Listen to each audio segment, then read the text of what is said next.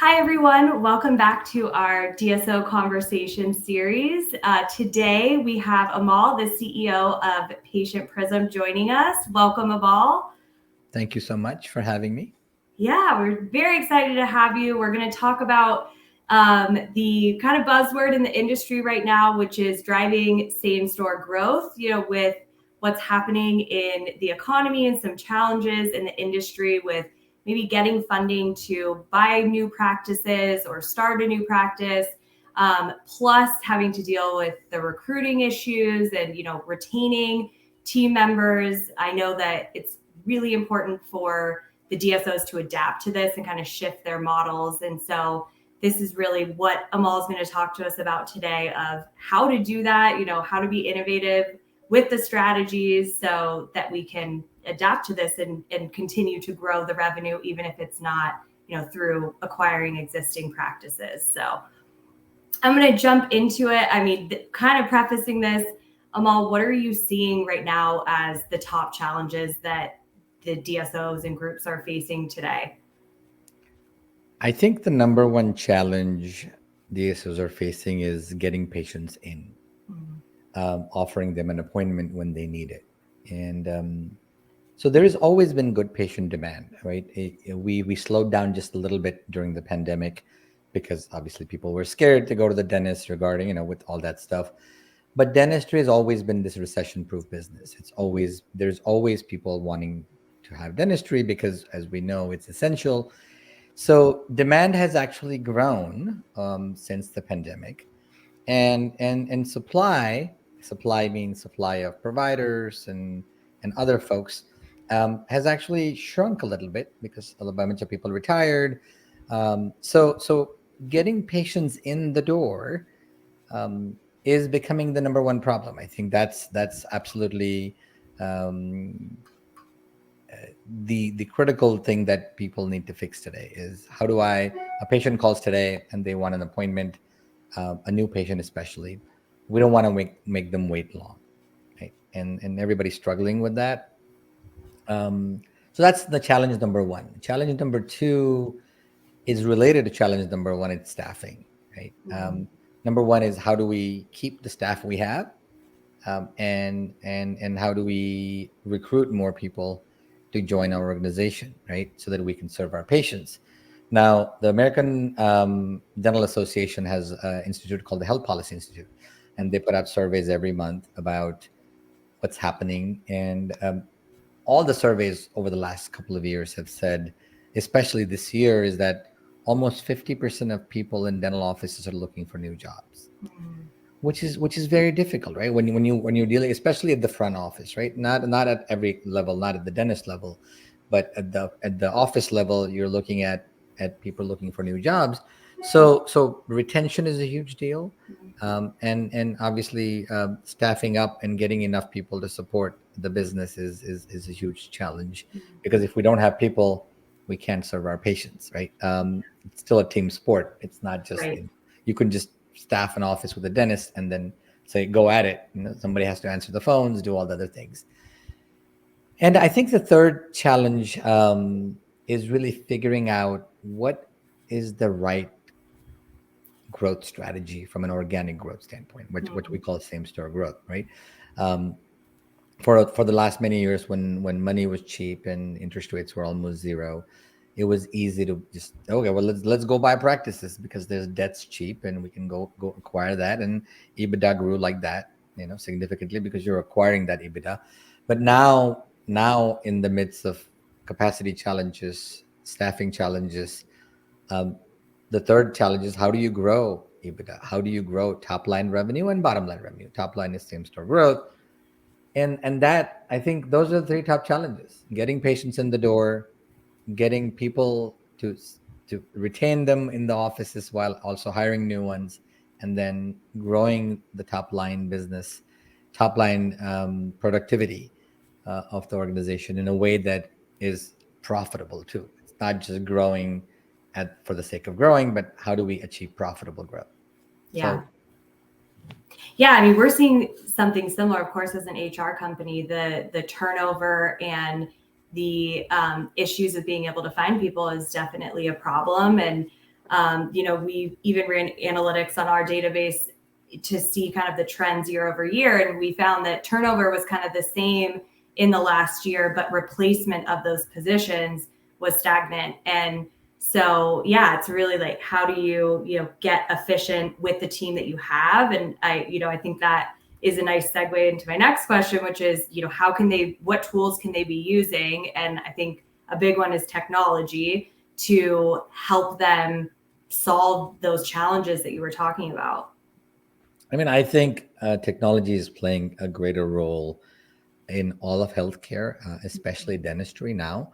Uh, you know, the pandemic kind of forced the acceleration of these technology tools like teledentistry and some other tools like the AI tools like diagnosis and stuff like that. I think there's a lot more because we don't have as many people.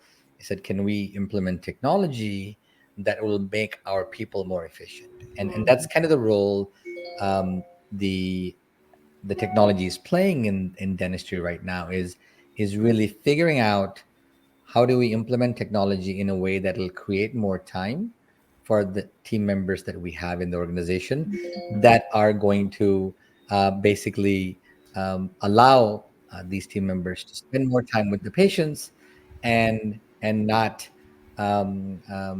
spend time doing mundane tasks.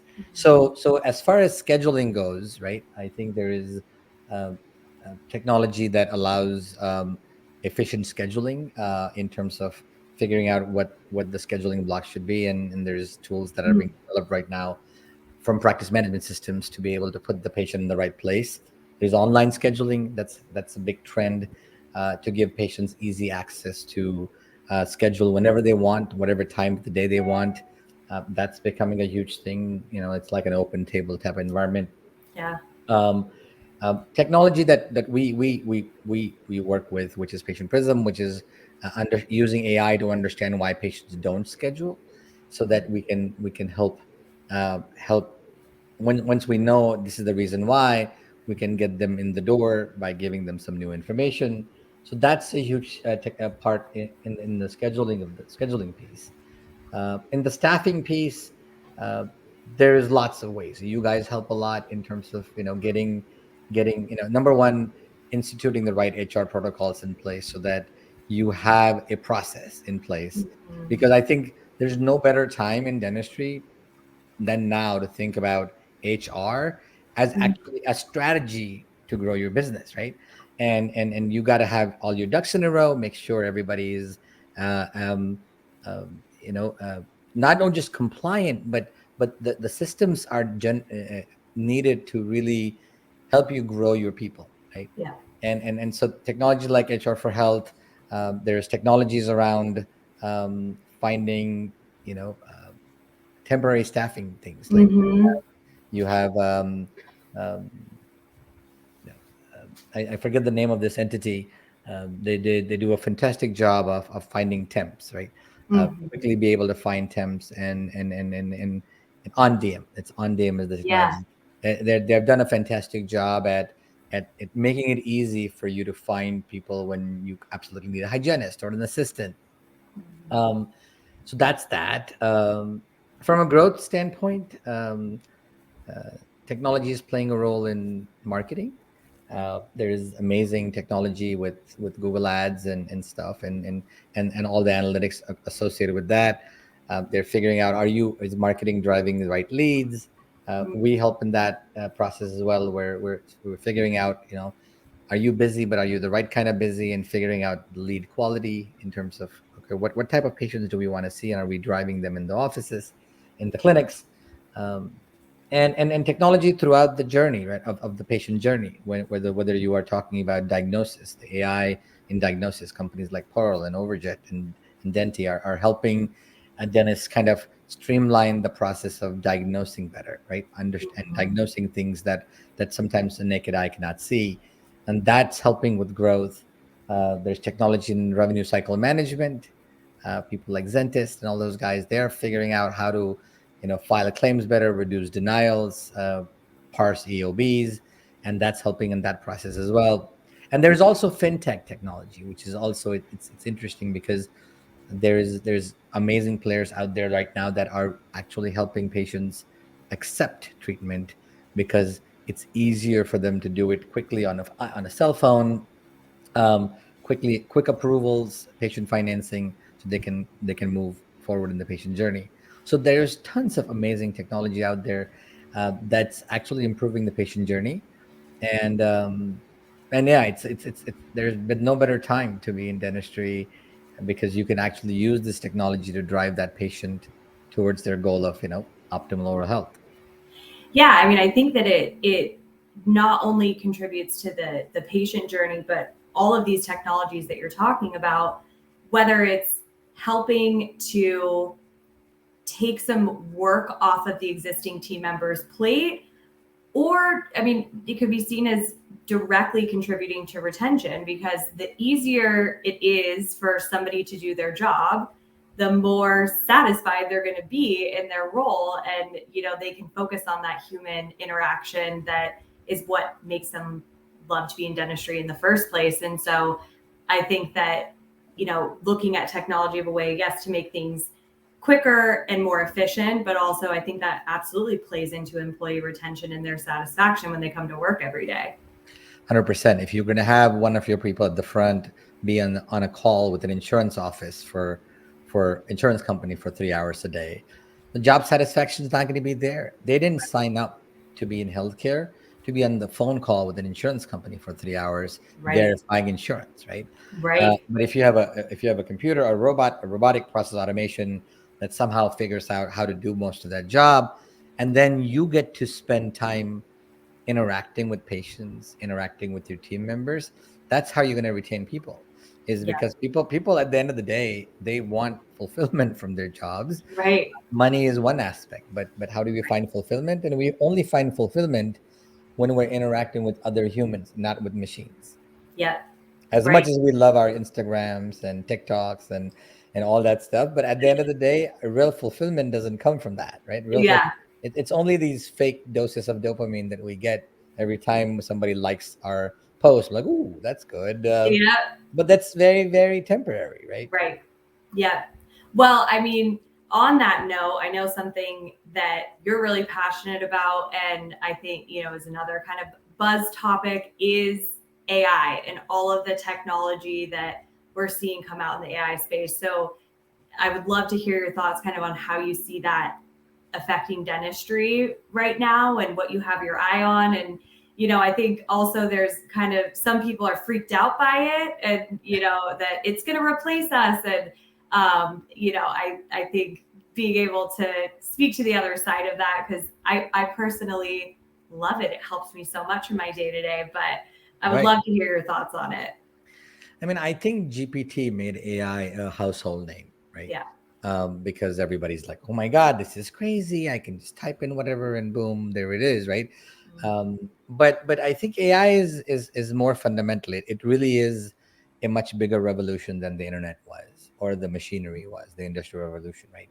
AI is really, and we're at the very early stages of it, where we're still not, we have not converted a machine into a human-like being, Right. where it's thinking on its own, it's coming up with ideas on its own. At some point, what they call singularity is what it's called, where the machine kind of acts like a human brain, and that's scary. And we don't know when that's going to happen. It could be 5 years, it could be 50 years, and nobody really knows. And it is scary for that part, right? If Mhm. a machine, because at that point it could get infinitely smart, and then maybe somehow figure out how to control us, Yeah. which would be scary. But today it's not, right? Today the AI is what it's doing today. It's making human beings more efficient, Mhm. right? In our case, we monitor phone calls. We analyze calls to make sure that if we're not giving patient an appointment, we understand it quickly, and AI can listen to a conversation or read a transcript that's 10 minutes long and in less than 5 seconds or 2 seconds. And that introduces efficiency in the process. Before, a human being had to go listen to these calls and all that stuff. Now they don't have to, right? They don't have to do the mundane tasks. The AI is doing the mundane, so that it allows us to deliver a better patient experience. So that's happening in the world of phone conversions, because you've got to convert these people into the mix. We've got AI, as I said earlier, with diagnosis. The variability of diagnosis in dentistry is so wide. Studies have been done over decades. They've said the same dentists will diagnose something for $50, and there's from $50 to $5,000 is the diagnosis for the same tooth. So that is really helping a lot. AI, computer vision, which is the technology that powers that, with the ability for the AI machine to read radiographs, whether it's bite wings or whether it's periapicals or whether it's CBCTs, the ability for the AI to look at things that we don't look at, um, those that the cavities in between teeth, the bone loss and stuff like that. That's helping not only diagnose better, but it's also helping patients trust their doctors better. And that's solving one of the big problems we've always had in dentistry is case acceptance, right? How do we get patients to move forward in their treatment? How do we get them to trust what we're telling them is in their best interest? It's going to improve their health. And Right. so that is a huge thing. I think it's a game changer. I think in 5 years from now, it will be used in every dental office, because we need. It's not supposed to replace the dentist, but it's an aid that allows them to like deliver them deliver them better care. Mm-hmm. And that's that. And I think we're seeing in the world of revenue cycle management, we're seeing tons of technology, and that's again allowing dental offices to get paid faster, or to have less rejection of claims, or to reduce, like sometimes you had this EOB parsing where you have EOBs and you have to parse them by hand. Now the machines are parsing that, so that's saving time. Again, it's creating more time for the humans to focus on higher level tasks, and Mm-hmm. that's the point of AI, right? Yeah. AI, it's to us, it's given humankind an upgrade so that they can do things that they love to do, and give the AI things that they don't like to do, which is who wants to call people, who wants to like call insurance companies, or who wants to go through paperwork, who wants to review phone calls. People don't like doing that. Right.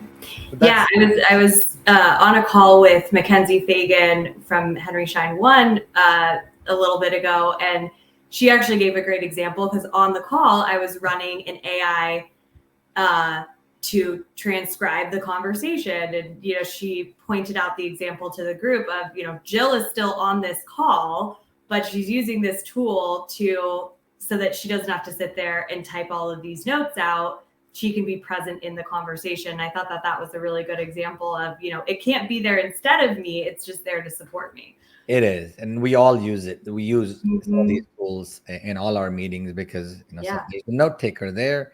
I know it'll not only take the notes, but it'll summarize it for me very nicely, Yeah. and Yeah. it again making us more efficient and more Yeah. effective both. Yeah. Can you tell our audience a little bit about how Patient Prism is helping to drive predictable growth within the groups? Because I think that's also a really big part of, okay, I want to focus on, organic growth, but how can I rely that this is, self-sustaining and long-term? Right. And it's a great question. I mean, obviously it talks about what we do, but what we decided to figure out how growth happened. We knew new patients were important. Existing patients are important in every dental office, because that's the bread and butter, right? You got to get them into the hygiene sequence, but at some point they get healthier, and hopefully they're on the maintenance kind of realm. But what drives a lot of growth organically is new patients, right? And you have to have the right kind of new patients that are coming into your office on a predictable basis every month. Now, dentistry moved over about 20 years ago, and it's moving even closer and closer to a direct-to-consumer model, which is, where we're advertising, marketing directly to the patients. It used to be in the past, in the 70s, the 80s, even early 90s, where it was all came from referrals. Now, Mm-hmm. since we're using that, and so what we decided Patient Prism to do is focus on three things for growth, right? One was marketing. Is marketing driving the right type of leads into the funnel, which is called the marketing funnel, right? Is marketing driving the right leads, and what quality of leads are coming in? What quality leads as in patients? Yeah. and in what quantity they're coming in. So the first part of what Patient Prism figures out is what is marketing effective. Are you spending the right amount of money, or are you spending too much money, or do you need to spend more money? Like figuring out a marketing audit and analysis of like, okay, let's make sure that we are filling our pipeline of patients with the right patients, not just new patients, but the right new patients, so that we have good growth opportunity there. Then Patient Prism started out being, the second part of that marketing is sales, and the sales process starts on the phone, right? As much as we think when patients call a healthcare provider, including a dental provider, the job of the receptionist or the call center agent is not to just be taking orders, but they have to convince the patient that they have called the right place and they're going to be taken care of really well. And so it's almost a sales job. I mean, we don't like to call sales in healthcare because it sounds kind of dirty, but it's not, right? We're just moving patients from a worse spot to a better spot. So what Patient Prism does is it listens to these conversations, and then if a patient doesn't schedule an appointment, within a minute, we're able to notify the office, like, hey, um, Jill Hasselmann called. She was looking for a dental implant, and we quoted her $5,000, and we never told her that, hey, it could be affordable financing. And so it immediately allows the AI immediately analyzes that conversation and tells the dental office that maybe you should reach out to Jill again and tell her that, Jill, I know we called you earlier, but we forgot to tell you some information. We have a great discount, number one. Number two, the consultation is free. Come on in. Our doctor loves seeing new patients. He's done so many implants. And we make it so affordable to people that it's on a monthly basis, it's very little. So come on back in. So we used AI from a sales perspective for sales enablement, which we wanted to have dental offices a second chance to make that first impression quickly. Right. And then the third thing Patient Prism does, which is the first was marketing, second was sales enablement, the third was operations, is that if patients are not scheduling an appointment, why not? Is it because you don't have room on the schedule? Is it because the person who is answering the phone needs training? Is it because you don't take their insurance? So now understanding operational hurdles, so it'll tell us like, oh man, well, I don't have a demand problem. Plenty of patients are calling me. I don't have a training problem because my people are doing really well because I understand schedule rates. But what I have a problem is I just don't have any seats. I don't have any seats on the plane for me to sell. Right. So no matter how good everything else at the top of the funnel is, if you ain't got no seat, patient can come in, right? Right. So figuring that out, Patient Prism has done a really good job using AI to figure out uh, how do we calibrate marketing, sales, and operations in a way that it drives the right patient at the right cost, at the right time, in the right chair. And once you figure those three things out, growth has no choice but to happen in the way you want it. Right. Yeah. Well, I also am curious to know, what do you think? I'm going to say three things that the DSOs need to be doing today based on all of those things that you were talking about. I think it goes back to first, which is the first thing is create capacity. We got plenty of patients. Create capacity, create enough slots on the schedule to be able to see patients. You can always find patients. There's amazing marketing organizations out there that'll find you the right patients. But if you find the patients, you have nowhere to put them, it's all a waste, right? So Yeah. creating capacity, creating optimized scheduling blocks so that you can handle all types of patients, new patients, existing patients, um, um, emergency patients, which could be very lucrative. So create capacity for you to see all types of patients within a very short period of time. That's number Yeah. one, right? Within a very short period of time. Nobody wants to wait 30 days to come in, because that's what happens when they don't show up, right? If you give an appointment to somebody, you call Dennis today, says, oh, it's in November, you're not going to show up. You're going to call the next dentist. So Yeah. that's the first thing you should do. The second thing I think DSO should do is figure out, now that we have created capacity, good, okay, well, we got seats, we got hygienists, we got doctors. Let's bring the right patients in. So let's optimize marketing, right? Understand cost per lead, cost per acquisition, cost per start, and optimize marketing in a way that where you're driving the exact type of patients that your doctors like to see. Okay? Mhm. That's what we want, because that if my doctor likes to see Invisalign patients, they want to do lots of Invisalign because they love to do that. Let's drive those patients in the door, or Mhm. implants, or veneers, whatever that might be. So optimize your marketing in a way that's it's science based, which means we understand what are we doing, and we're doing A/B testing with marketing to make sure the right patients are calling, and that way you're going to keep growing, right? So create Mhm. capacity, optimize marketing so those people that come in and sit in those chairs, and then at the end of the day, optimize the sales funnel, right? And I call it sales funnel means convert them on the phone when they call, right? Well, now you have great capacity, great marketing. Now it's time for you to figure out what happens in sales. Right? Mhm. Give them an appointment. That's great, but optimize the sales. Get them converted from a phone to a scheduled appointment. Once they come, make sure you have a process around getting them to show up, follow-up processes, confirming all that stuff. Use technology for that, and then once they come in, have a good process in your sales process, so that from the assistant to the hygienist to the doctor, everybody is kind of speaking the same language about Mhm. moving the patient to better health. Deploy technology like AI, like Pearl, where you can actually drive that case acceptance rate higher, and really by optimizing that sales funnel, and then figure out how the appointment rate and reappointment rate is doing. That's also part of the sales funnel. So create capacity, optimize marketing, optimize your sales funnel. I like how digestible that is.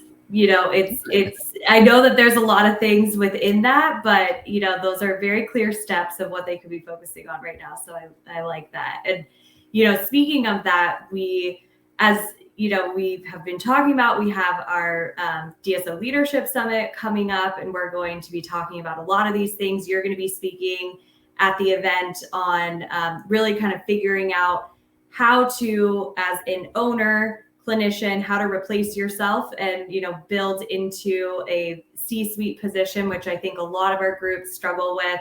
And I'm curious to hear from you. What excites you about the conference? What are you looking forward to, other than helping to educate our audience? But yeah, what are you looking forward to with the event? I was you guys have been doing this is eighth or ninth year, I believe, Yeah. of the Yes. conference. Last year was like you knocked it out, guys knocked it out of the park in I believe Nashville it was. Yes. And what I am really loving about this conference, I looked at the agenda, the speakers.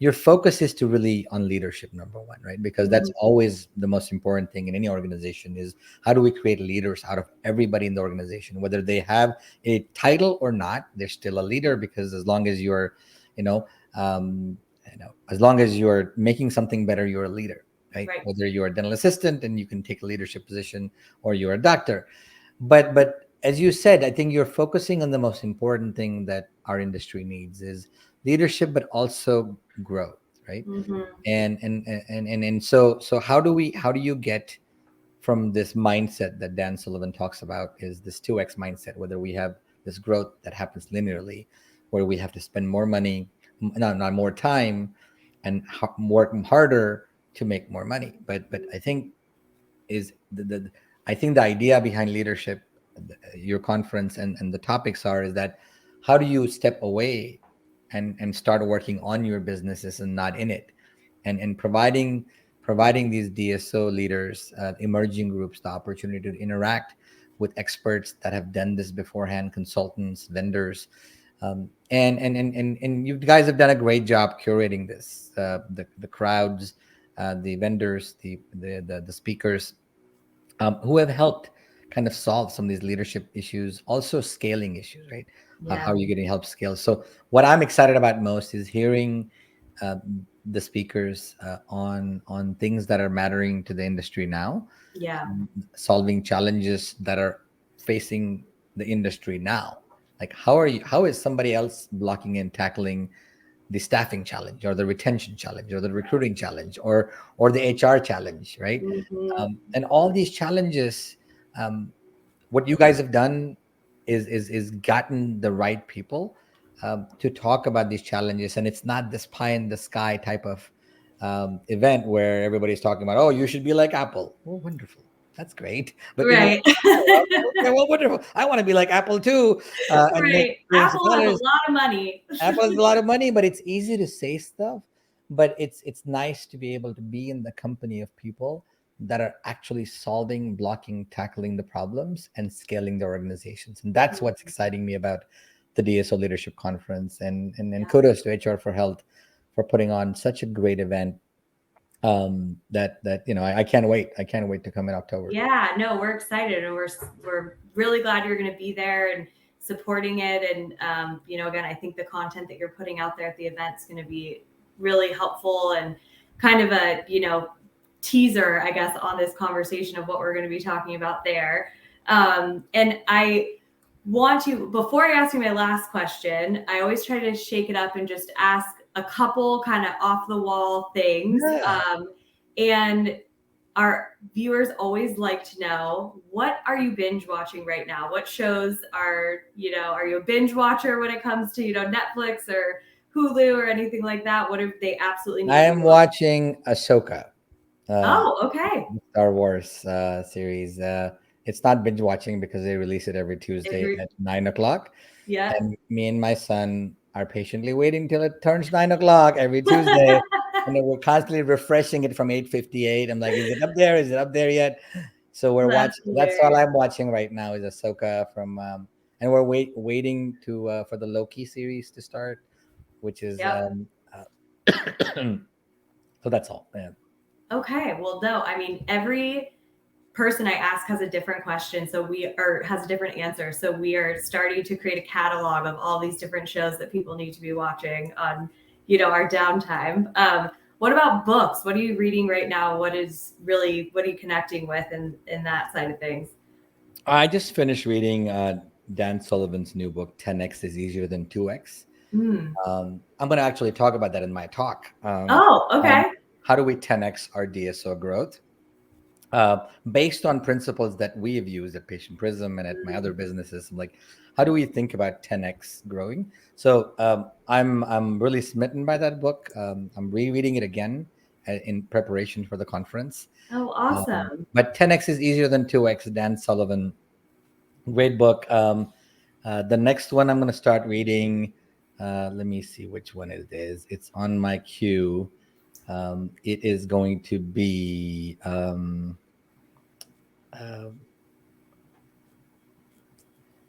It's called The Range. It's called The Range by David Epstein. It says why generalists triumph in a specialized world. And I'm reading it in conjunction with where dentistry and the advent of GPs doing a lot of work in a lot of specialty stuff. Yeah. So it's exciting for me how David Epstein talks about generalists, and it's kind of counterintuitive. It's anti-specialization. So I don't know much about it yet. So that's the next second book I'm going to read. We'll stay tuned after our summit. We'll hopefully hear more about that. But that sounds really interesting. How are you, a sweet or salty snack guy?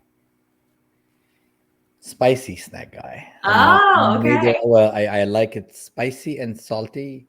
I'm Indian, so we like everything spicy. So yeah, I want give me a spicy snack that's salty, and That's your go-to? all day long. And then, by the way, I love this cola that's made in India. Now it's by Coke. It's called Thumbs Up. So if you haven't tried Thumbs Up, now Coca-Cola owns it, and you get that Indian stores. But if you try that, it's better than it outsells Coke 3-1 in India. Wow. And still, after 10 years of Coke buying them, it's spicier. It's a spicier cola. So interesting. See, you've learned something new. That's right. That's right. That's right. I'm promoting Thumbs Up. If you could do anything for the rest of your life, what would you do?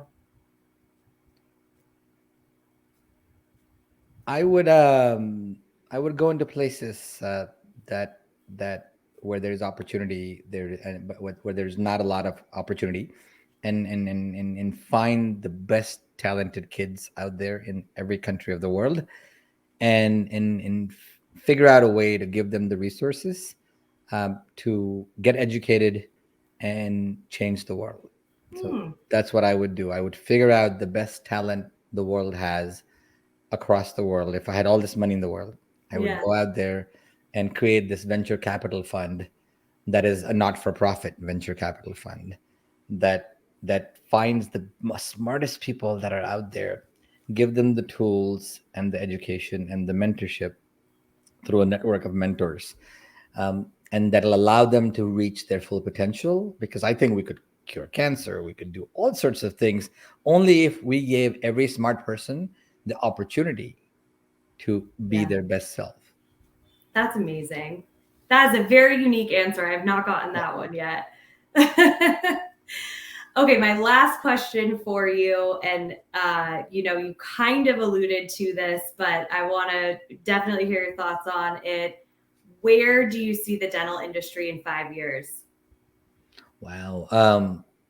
I see it potentially, I would say at least twice as big as what it Mhm. is today. 5 times as big is a stretch, but at least twice as big as what it is. I see an integration of overall health within the realm of dentistry. I see the medical dental integration a little more further.